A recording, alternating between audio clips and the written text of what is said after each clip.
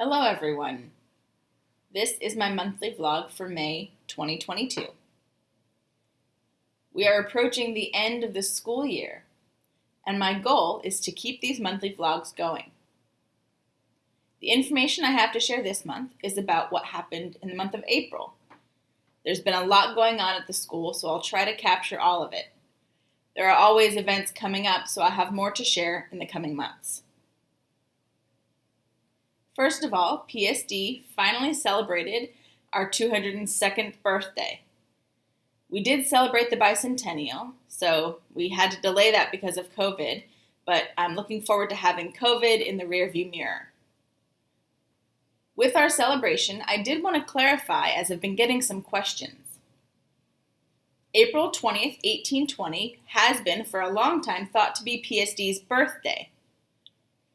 After some research and looking into the history and asking people who knew the school's history, we have discovered that April 20th does not have any significance to the school. I don't know why April 20th was chosen to be the day to honor PSD's founding for so many years. Regardless, April 12th is actually the day that we want to celebrate and recognize PSD's birthday. We're no longer recognizing April 20th, as it doesn't seem to have any connection to our actual history. The three dates of significance are April 12th, which was the day the founders first met and talked about establishing the school. April 15th was the day that the board agreed to the starting of the school, and the 26th was the day that the board started selecting people to get involved. So April 12th is really the first date that people started meeting, and that's the date that we're going to be recognizing as our birthday. Going forward, it'll be April 12th, not April 20th, that we want you to think about for PSD. I still don't know why April 20th ever came to be our birthday, but after asking people and looking into the history, we have no more information about that. So April 12th, 1820 is the date to recognize, no more April 20th.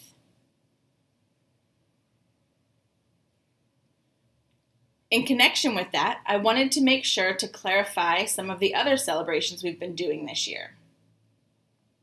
There was some confusion about the time capsule, and I want to make sure we understand there are actually two time capsules.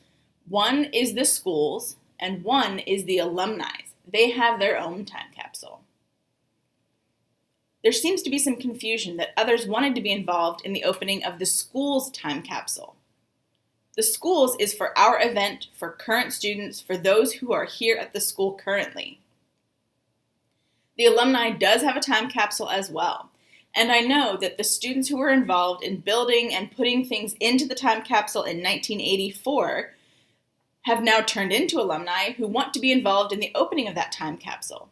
So this is a reminder that the time capsule made by those students was made for the students at the time when it was opened, our current students now. We will make sure that you can see what was in it, the opening of it through a video and pictures, but I have to commend the students who built that time capsule in 1984. They made a very solid set of drawers, a very solid piece of furniture, and everything needed to be unscrewed individually, and when we did that, everything put inside, all of the contents were in good condition. You can't actually see the contents without taking off the wood cover for each of the drawers, so we've decided to replace those wood pieces with plexiglass so when you open the drawers you can see what's inside. We're working on that now. May 21st will be Alumni Day, and we won't have the information ready yet for everyone to see it on that day, because we're very protective of the contents. We don't want things coming out of the drawers and then not going back in correctly. So we're going to leave everything as is until we can put those plexiglass plates over top. But if you have questions about the alumni's time capsule, Denise Brown is the person to ask about that. Any questions or concerns from alumni should be fielded to her, not directly to me. Denise and I are in touch. Going forward, we will have more information shared about that, but I look forward to seeing you all at the PSD Alumni Day. That will be held here on campus. So we welcome alumni to come back to the campus to see each other for the first time in 3 years. Since COVID, we have not had Alumni Day held on campus, so we're really looking forward to it.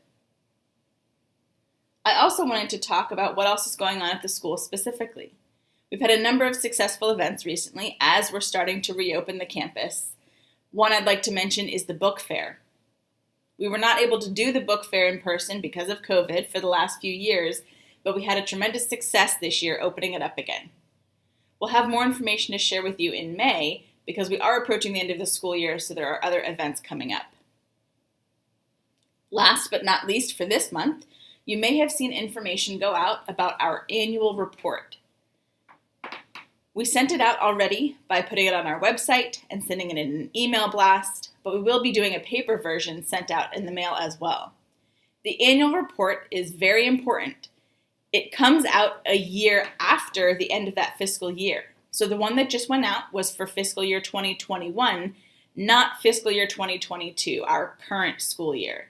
So keep in mind if you're looking for your name, if you made a contribution, that you should be thinking about the previous year, fiscal year 2021, and other information in that annual report reflects that year. It's not our current school year. We hope that information is helpful to all of you. Other than that, things are going well. The school continues to reopen. We're making lots of good plans and looking forward to graduation. It will be such a special celebration. Keep an eye out for more information coming, including pictures and video of the opening of that time capsule. Thank you all. So long.